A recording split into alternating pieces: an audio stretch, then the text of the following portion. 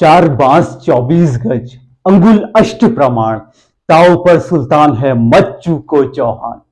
ये दोहा आपने जरूर सुना होगा, और यदि अगर आपने ये दोहा नहीं सुना तो आज इस दोहे के पीछे का गौरवान्वित इतिहास याद करेंगे, और याद करेंगे उस महान योद्धा को, महान शख्सियत को, जिन्होंने बेहद कम उम्र में बाहर से आने वाले आक्रमणकारियों को न केवल हिंदुस्तान में आने से रोका, लेकिन उनके जहन में खौफ पैदा कर दिया।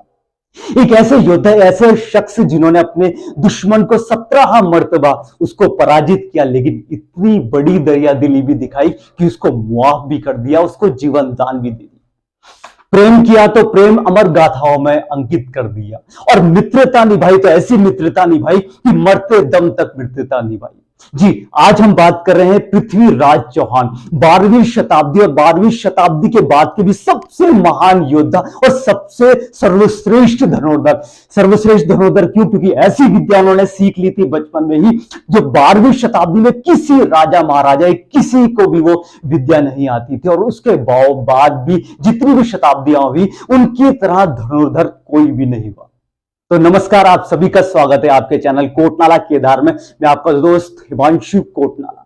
तो पृथ्वीराज महाकाव्य के अनुसार आज ही के दिन 1 जून 1163 ईस्वी में गुजरात में एक महान चौहान साम्राज्य में जन्म हुआ पृथ्वीराज चौहान का, जो कि अपने जीवन में बहुत कम अल्प जीवन जिया उन्होंने, लेकिन अपने जीवन में महान गाथाएं लिख दी। तो आइए बात करेंगे उनकी। पिता सोमेश्वर और माता अख्तरपुरा देवी, साथ ही में अपनी शिक्षा ग्रहण करी श्री राम जी से। तो इन्हीं सबके मार्गदर्शन में बचपन से ही पृथ्वी इतने बेहतरीन और इतने सर्वश्रेष्ठ बालक हो गए थे, अगर हम दूसरे शब्दों में कहें तो हरफन मौला, यानी सभी क्षेत्रों में जितने भी क्षेत्र होते हैं सब में अव्वल। अगर हम शिक्षा की बात करें तो उस दौरान वहां पर 6 भाषाएं बोली जाती थी, 6 की 6 भाषाओं में बेहद मजबूत पकड़ बना ली थी, और साथ साथ में भाषाओं के साथ साथ में वेदांत का अच्छा ज्ञान, वेदों का अच्छा ज्ञान, गणित का अच्छा ज्ञान, साहित्य का अच्छा ज्ञान, चिकित्सा शास्त्र का अच्छा ज्ञान, और वेदों का तो बहुत ही अच्छा ज्ञान रखते थे पृथ्वी बचपन से ही। यदि अगर हम जिक्र करें हम सेना का, तो शस्त्र शास्त्र में बेहद अव्वल। साथ ही में किस तरह से बचपन में ही दरअसल उनको परिपक्वता आ गई थी, मेजॉरिटी उनकी पहले से परिपक्व बन गए थे, परिपक्व बालक। वो दरअसल क्या किया करते थे, बड़ी सेना, क्योंकि उनकी सेना बहुत बड़ी हुआ करती थी, तो बड़ी सेना को किस प्रकार नियंत्रण में करना है वो उन्होंने बेहद पहले ही सोच लिया था और पहले ही सीख लिया था। बुद्धिमत्ता में बहुत अव्वल हो गए थे, साथ साथ में किस प्रकार अपने आप को अपना धैर्य बना के रखना है, और जो उस समय उनकी सेना में हाथी घोड़े होते थे उनको तक नियंत्रण में ले आते थे। तो इस प्रकार के शिक्षा तो शिक्षा, लेकिन साथ साथ में सैनिक चीजों में भी, सैनिक गतिविधियों में भी बिल्कुल अव्वल हो गए थे। अब एक बात जो मैंने पहले जिक्र कर चुका हूं, वो थी शब्द भेदी बाण। दरअसल इसके पीछे बहुत दिलचस्प कहानी यह है कि एक बार गुरु से शिक्षा लेते लेते उनको यह पता चला कि एक ऐसी विद्या भी है मौजूद, जो है शब्द भेदी बाण। यानी यदि केवल आवाज सुनकर अगर किसी लक्ष्य को देखे ना, बिना मतलब आवाज सुने हुए लक्ष्य की तरफ अपने बाण चला देने और लक्ष्य को भेद भी देना, इसको बोलते हैं शब्द भेदी बाण। यानी दिखाए कुछ ना दे, केवल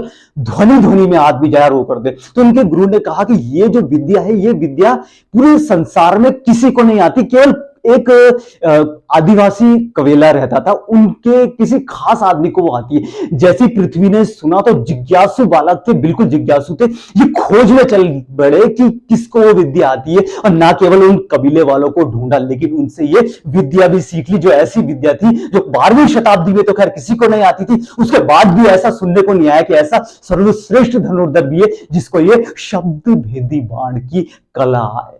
बात करें वीरता की गाथा, तो बचपन से ही जितना भी उनका जीवन रहा, अदम्य साहस के साथ जीवन रहा। 2 कहानियों से इनकी बात सुनेंगे, बेहद दिलचस्प कहानी है। दरअसल एक बार ये छोटे बालक थे और इनके राज्य में इनका एक दुश्मन हुआ करता था, रोशन अली। तो रोशन अली को उस समय इनकी सेना ढूंढ नहीं पा रही थी। दरअसल एक बार एक बहुत अच्छी एक दिलचस्प स्टोरी ये बनी कि एक वक्त में पृथ्वी और उनका जो खास मित्र था चंद्र बरदाई, दोनों के दोनों घूम रहे थे अपने राजमहल में। तो इन्हें कहीं से खबर आई कि अरब से कुछ व्यापारी, कुछ सौदागर आए हैं और वो अपने घोड़ों की नीलामी कर रहे हैं। ये दोनों के दोनों चल पड़े वहां पर कि चलो हम भी देखते हैं कि घोड़े की नीलामी देखते हैं और अगर हमें पसंद आएगा तो उसको खरीद भी लेंगे। और साथ साथ में इनको ये भी भय था, इनके पिताजी को ये भय था कि रोशन अली भी कहीं ना कहीं वहीं बाजार के आसपास है। लेकिन ये दोनों के दोनों चले गए। अब जाते जाते जब ये वहां पर बाजार पहुंचे, केवल दो ही थे, पृथ्वी थे और इनका मित्र थे। जैसे ही पहुंचे, घोड़ों को देखा, वहीं उसी समय वहां पर जलजला आ गया, वहां पर भूकंप आ गया। जैसे जलजला आया, भूकंप आया, तो वहां पर अफरा तफरी का माहौल हो गया। इतना ज्यादा अफरा तफरी हुई कि अरब से आए हुए जो सौदागर थे, जो व्यापारी थे, उन्होंने उस समय बाजार में लूटपाट करनी शुरू कर दी। पृथ्वी सब कुछ ये देख रहे थे, लेकिन वो दरअसल उनको उस समय ये चीज समझ में नहीं आई कि किस प्रकार इस परिस्थिति का सामना किया जाए और मुझे क्या करना चाहिए। उसी दौरान उनका जो मित्र चंद्रबरदाई, वो राजमहल चला गया कि मैं वहां से सेना लेके आता हूं, उसके बाद हम सारी स्थिति को देखेंगे। लेकिन पृथ्वी एक जगह पर खड़े रहे। उसी दौरान उन्होंने देखा कि सामने से दो घोड़े उनकी तरफ आ रहे हैं और एक घोड़े में रोशन अली जो उनका दुश्मन और एक में मीर आ रहा है। जैसे वो पृथ्वी के पास पहुंचे तो रोशन अली हंसते हुए कहा कि अब देखो, अब हम तुम्हारे पूरे बाजार को, पूरे तुम्हारे लोगों को लूट कर अरब यहाँ का खजाना अरब लेके चले जाओगे और तुम्हारी फौज और तुम कुछ भी नहीं कर पाओगे। तुम एक बच्चे हो, बच्चों का काम होता है खेलना, ना कि युद्ध करना, ना कि यहाँ की परिस्थितियों का संभालना। उस दौरान पृथ्वी बिल्कुल खामोश थे, लेकिन बुद्धिमत्ता इन पे बहुत अच्छी थी, धैर्य में बहुत आगे थे, साहस में तो बहुत ही ज्यादा आगे थे। तो चुपचाप सुनते रहे। जैसे एकाकी सुन रहे थे, वैसे ही इन्होंने अदम्य साहस से अपने कमर से चाकू उठाया, चाकू बिल्कुल गर्दन में मार दिया रोशन अली के। रोशन अली ढेर हो गया। ये जैसे देखा मीर ने, तो मीर अपने घोड़े में भागने लगा। जैसे ही मीर घोड़े में भागा तो पृथ्वीराज चौहान ने बगल में पड़ी रस्सी घुमाई और घोड़े को फंसा के घोड़े को गिराया, साथ साथ में मीर को भी कर दिया। जब ये पूरी घटना के बारे में सबको पता चला तो उनके अदम्य साहस की हर किसी ने सराहना।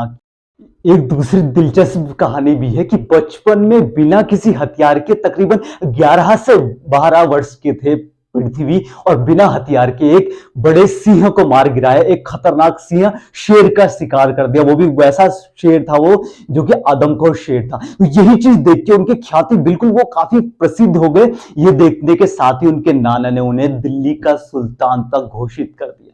तो जितने इनकी बचपन से ही, इनकी इतनी कम उम्र में, इनकी जो आसपास के जितने भी राज्य थे, वहां के राजाओं के सामने इनकी ख्याति, इनकी शोहरत बहुत बुलंदियों में पहुंच गई। लेकिन कहते हैं ना, जिसकी शोहरत और जिसकी ख्याति ज्यादा होती है, उसके दुश्मन भी बहुत ज्यादा होते हैं। आखिरकार दुश्मनों की बात करें हम तो सन तकरीबन 1177 के समय में, जब इनके पिता सारे राजपाट इनको सौंप कर चले गए, उसके बाद इन्होंने कमाल का काम किया। इन्होंने दरअसल क्या था कि बुद्धिमत्ता में तो ये आगे थे, परिपक्वता बचपन से ही आ गई, परिपक्व बन गए बिल्कुल। इन्होंने अपने जैसी सारी कंट्रोल अपने हाथ में लिया। इन्होंने अपने साम्राज्य को फैलाना स्टार्ट कर दिया, यानी उसका आधुनिकीकरण स्टार्ट कर दिया। बहुत से ऐसे फैसले लिए जो पुराने फैसले चल रहे थे, उसको ऐसे ऐसे अपने परिपक्व बन गए थे कि उन्होंने ऐसे ऐसे फैसले लिए कि वो इन्होंने आधुनिकीकरण में कन्वर्ट कर डाला। और उसमें काफी सारी चीजें इन्होंने चेंज भी करी, जो कि बहुत से लोगों को अच्छा तक नहीं लगा। इनके परिवार के भी बहुत से लोग इनसे नाराज हो गए, इनके दुश्मन बन गए। और बात करें तो अंदर ही के नहीं, आसपास के जितने राजा थे वो भी इनसे बहुत ज्यादा दुश्मनी लेने लग गए। इनसे खौफ तो खाते थे, लेकिन इनसे ईर्ष्या भी बहुत करते थे, क्योंकि ये दरअसल साहस में तो अदम्य थे ही थे, लेकिन ये खूबसूरत भी बहुत थे। पृथ्वी बहुत खूबसूरत थे। आपने सुना होगा इनकी, जो अभी आगे बात करेंगे, बेहद खूबसूरत थे पृथ्वी, तो इसलिए उनसे ईर्ष्या भी करते थे। अभी वो ये सारे जितने भी इनके दुश्मन थे, ये सोचने लगे किस प्रकार, क्योंकि बहुत बलवान थे। जब शेर का शिकार कर दिया था तो कितने बलवान होंगे सोचिए। लेकिन वो सोच रहे थे कि कुछ ना कुछ तो ऐसा रास्ता निकाला जाए, क्या हम करें कि जो पृथ्वी को हराएं। आखिरकार इनके सपनों को पूरा करने आया अफगान का राजा मोहम्मद गौरी। दरअसल मोहम्मद गौरी अफगानिस्तान का शासक था, लेकिन वो हिंदुस्तान में कदम फहराने के मकसद से यहां आया था। लेकिन जैसे उसने हिंदुस्तान में अपने कदम रखे, उसका सामना हुआ पृथ्वी से। और पृथ्वी एक ऐसे शासक थे, एक ऐसे योद्धा थे, जिनके के नाम से उस समय थर थर दुश्मन कांपा करते थे। तो एक मर्तबा नहीं, दो मर्तबा नहीं, तीन मर्तबा, 17 मर्तबा मोहम्मद गौरी को शिकस्त दी पृथ्वीराज चौहान ने। लेकिन इतने दरिया दिल भी थे कि उनको जीवन दान भी दे दिया। दरअसल मोहम्मद गौरी जब भी हार जाता था तो पृथ्वी जी के पास पहुंच जाता था। पृथ्वीराज चौहान के पास पहुंचने के बाद वो कहते थे कि मुझे छोड़ दो, मुझसे गलती हो गई, इस तरह से। लेकिन बहुत काइंड हार्टेड, बहुत दरिया दिल थे पृथ्वीराज चौहान। ताकतवर तो थे, वो अपने दुश्मन को माफ कर देते थे। और वही उनके जीवन में सबसे बड़ी गलती उन्होंने की, दुश्मन को मार देना चाहिए था। अब मोहम्मद गौरी 17 बार हारने से तिलमिला गया। वो सोचने लग गया कि मैं आमने सामने तो पृथ्वीराज चौहान को हरा नहीं पाऊंगा, क्योंकि 17 बार मैं शिकस्त खा चुका हूं। शिकस्त खाने के बाद अब उसने दरअसल पृथ्वीराज चौहान के दुश्मन बहुत ज्यादा बन गए थे, और साथ साथ में उनके सबसे बड़े दुश्मन, जिनका नाम आपने जरूर सुना होगा, जयचंद।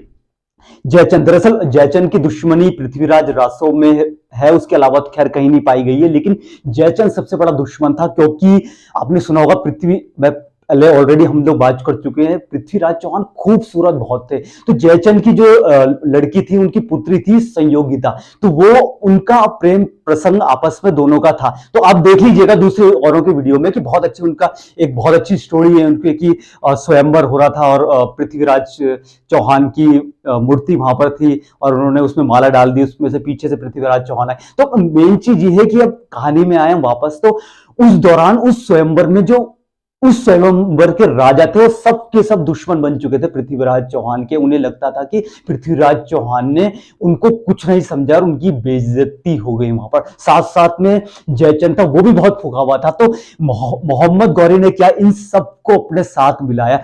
तराइन का जो 17 युद्ध हुआ था, तराइन का फर्स्ट युद्ध हुआ था 1191 में, उसमें पृथ्वीराज चौहान ने बहुत ज्यादा शिकस्त दी मोहम्मद गौरी को। लेकिन एक साल बाद ही जब इन सभी दुश्मनों को अपने साथ दिया उसने, तो 1192 में फिर से उसने एक तराइन का द्वितीय युद्ध छेड़ दिया पृथ्वीराज चौहान के अगेंस्ट। लेकिन पृथ्वीराज चौहान के विरुद्ध जैसे ही उसने युद्ध छोड़ा, ये युद्ध भी पृथ्वीराज चौहान जीत चुके थे, जीत गए थे अपने अदम्य साहस के कारण और सेना के कारण। लेकिन कुछ अपने ही गद्दार, अपने ही एहसान फरामोश लोगों ने, जो इनके परिवार के भी थे और साथ साथ में जो अगल बगल के राजा थे, उनके कारण शिकस्त झेलनी पड़ी 18वीं बार पृथ्वीराज चौहान को। तो इस दौरान जैसे, क्योंकि इसने इस युद्ध के दौरान मोहम्मद गौरी ने बहुत ज्यादा युद्ध को, जो एक युद्ध का क्राइटेरिया होता है, युद्ध के क्राइटेरिया से बाहर आकर उसने युद्ध किया था, सारे नियम कानून तोड़ डाले थे युद्ध के।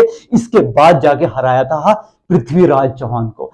तो इस युद्ध में मोहम्मद गौरी ने जितने भी नियम कानून थे उन सबको दरकिनार करते हुए रात को भी युद्ध कर दिया, और साथ साथ में जो एहसान फरामोश लोग थे उनके कारण भी जो 18वीं बार मोहम्मद गौरी ने आखिरकार हरा दिया पृथ्वीराज चौहान को।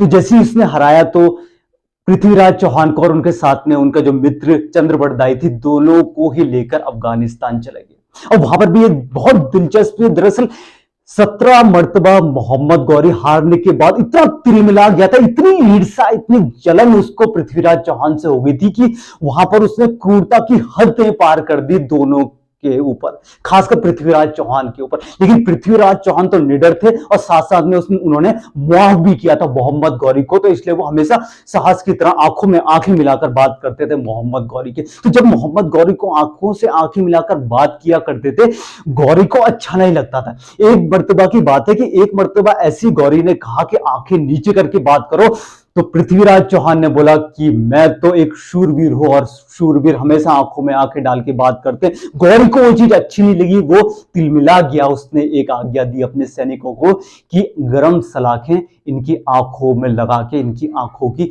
रोशनी छीन ली जाए। और ऐसे ही हुआ, उनकी आंखों में गरम सलाखें लगाकर उनकी आंखों की रोशनी, दोनों आंखों की रोशनी उनसे छीन ली। इस प्रकार पृथ्वीराज चौहान की दोनों आंखों की रोशनी चली गई। लेकिन जब रोशनी गई, उसके बाद दरअसल उन दोनों को, पृथ्वीराज चौहान और साथ साथ में उनके मित्र को, यह आभास हो गया था, गौरी का मंसूबा उनको मालूम हो गया था कि गौरी हमें खत्म कर देने वाला है, हमारी हत्या कर देने वाला है बहुत ही जल्दी। तो उन दोनों ने मिलकर एक योजना बनाई। उस योजना के तहत उन्होंने ये किया कि किसी प्रकार भी गौरी के जहन में ये चीज आ जाए कि पृथ्वीराज चौहान को एक ऐसी विद्या आती है जो बिना देखे भी ये बाण अपने लक्ष्य पे लगाकर उसको भेद सकते हैं। जैसे गौरी को पता चला और वहां के आसपास के जो राजा थे उनको पता चला तो वो बिल्कुल शौक हो गए और उन्होंने ये कहा कि हमें देखनी है ये विद्या और हमें अपनी आंखों से देखनी है। उसी दौरान पूरे राजमहल में बड़े से दरबार में सभी अतिथियों को बुलाया, साथ साथ में उन दोनों को, पृथ्वीराज चौहान और चंद्रबरदाई दोनों को बुलाया। जैसे चंद्रबरदाई आए, चंद्रबरदाई ने दोहा बोला, 4 बांस 24 गज, अंगुल अष्ट प्रमाण, ताऊ ऊपर सुल्तान है मत चूको चौहान। जैसे ये दोहा चंद्रबरदाई ने बोला वैसे ही मोहम्मद गौरी ने वहां से बोला शाबाश। जैसे उन्होंने शाबाश बोला और यहां पर इन्हें पता चल गया था दोहे के अनुसार कि कितनी दूर पर क्या है, पृथ्वीराज चौहान ने ऐसा बाण चलाया, शब्द भेदी बाण, जो पहले हम बात कर चुके हैं, शब्द भेदी बाण चलाया और वहां पर ढेर कर दिया गौरी को। जैसे गौरी को ढेर किया तो अपने स्वाभिमान को बचाने के लिए दोनों ने भी एक दूसरे को बाण मारकर अब अपने आप को अमर गाथाओं में ला लिया। आज भी अफगानिस्तान में उनकी समाधि मौजूद है, लेकिन उसकी बहुत ही ज्यादा बेदुन्नति हो रखी है, क्योंकि अफगानिस्तान के लोग आज भी पृथ्वीराज चौहान को अपना दुश्मन मानते हैं। लेकिन अगर सही मायने में देखा जाए तो वो एक ऐसे थे, उन्होंने अपने दुश्मन को 17 बार तो पराजित किया, 17 मर्तबा पराजित किया, लेकिन साथ साथ में अपनी दरिया दिली भी दिखाई, उसको मृत्यु दंड नहीं दिया, लेकिन अंत में उनको क्या भोगना पड़ा। लेकिन उनकी समाधि के बाद फिर भी अभी हाल फिलहाल की बात है कि हिंदुस्तान में से एक ऐसा शख्स वहां पर गया अफगानिस्तान में और उनकी समाधि को लेकर